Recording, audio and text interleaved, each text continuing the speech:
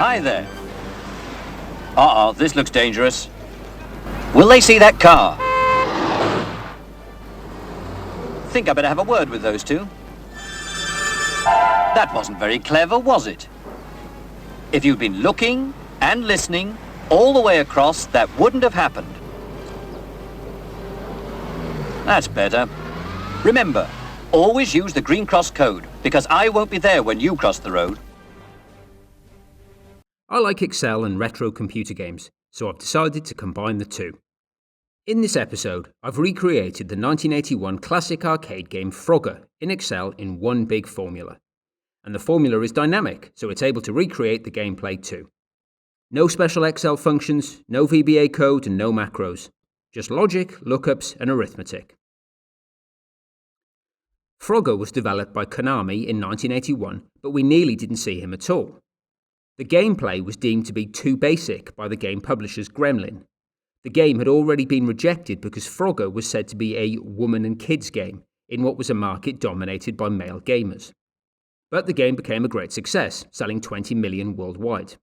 Frogger has the distinction of being the arcade game with the most ways to die, which include being hit by a vehicle, fair enough, but Frogger is as big as the vehicle, so the driver wouldn't come out too well either, falling into the water and drowning, unusual for a frog, being caught by an otter, snake or alligator, which places this game in the United States or China, the only countries where you'd find all four animals in the same habitat.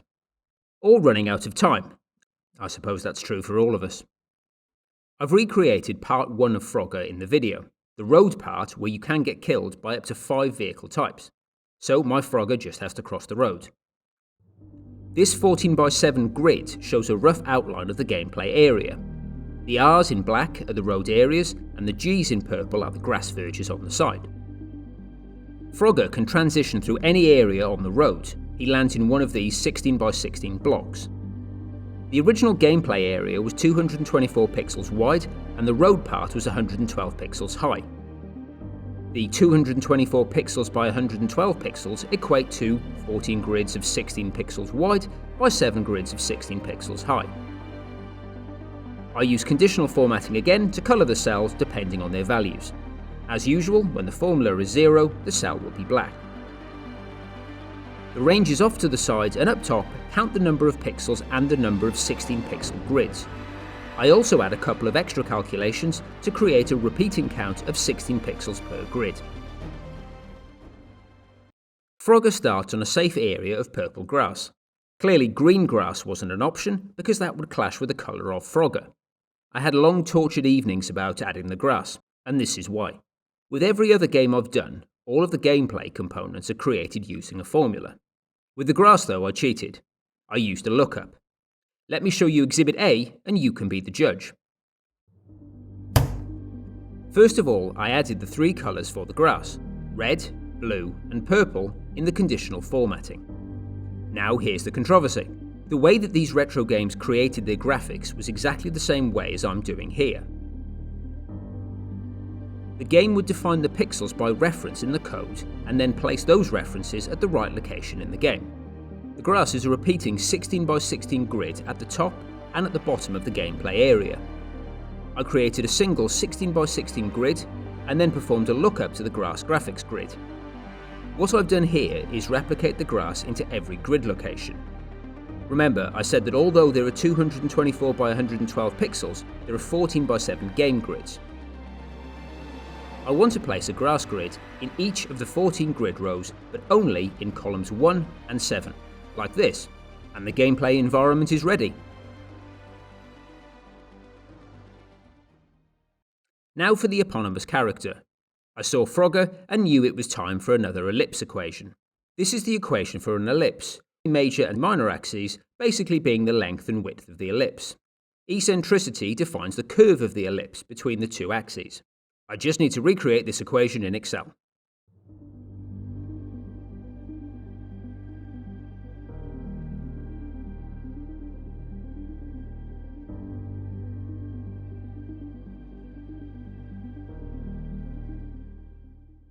Frogger has pink eyes, so with the geography, his colour and his markings, he most resembles a tree frog.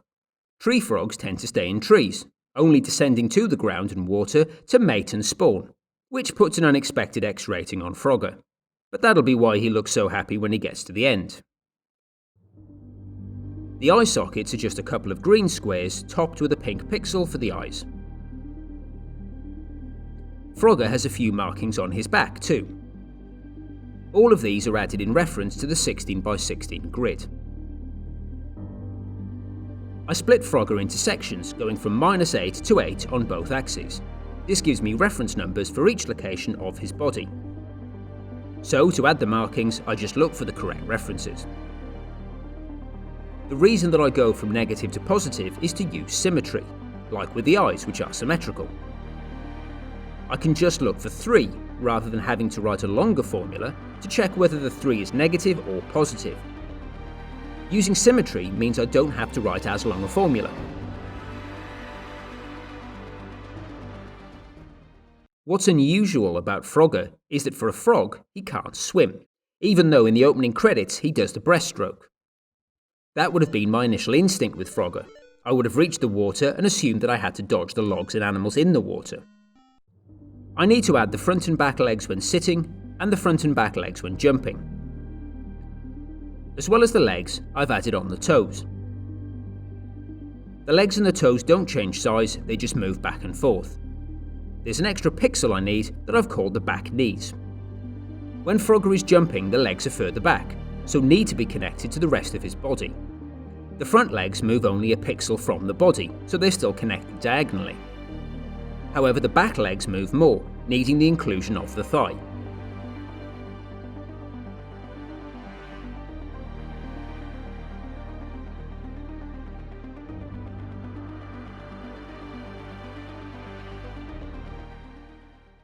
These are either very small cars or Frogger is massive. Small, far away. I took the same approach with the vehicles that I did with the grass, only this time I need to move the vehicles too. There are 5 vehicles to add, 3 cars, 1 bulldozer and a truck. I created the template for all of them on a 16x16 grid, except for the truck, which is on a 16x32 grid because of the trailer.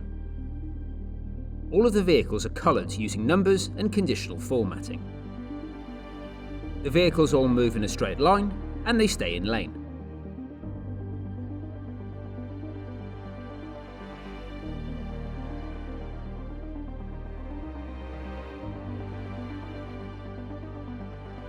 I created this grid to place the starting locations of all the vehicles.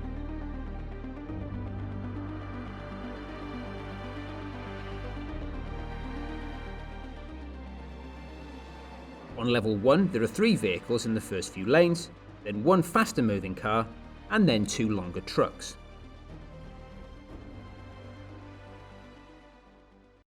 There are plenty of computer games with famous records.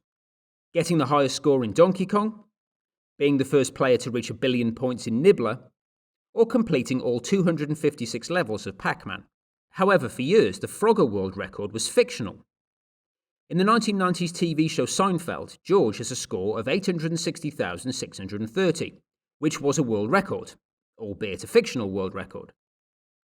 A staggering $1,000 prize was offered by Robert Maruchek in 2005 if someone beat this fictitious record, but no one stepped up to the plate. The fictional world record was beaten, but only after the deadline had passed, so no one claimed the $1,000. And here it is, the formula for the first half of Frogger. The grass, frog, complete with eyes, markings, legs, and all the vehicles. The index part of the formula works similarly to the original game, performing a lookup to the grids that I'd drawn. Let's see Frogger cross the road one more time.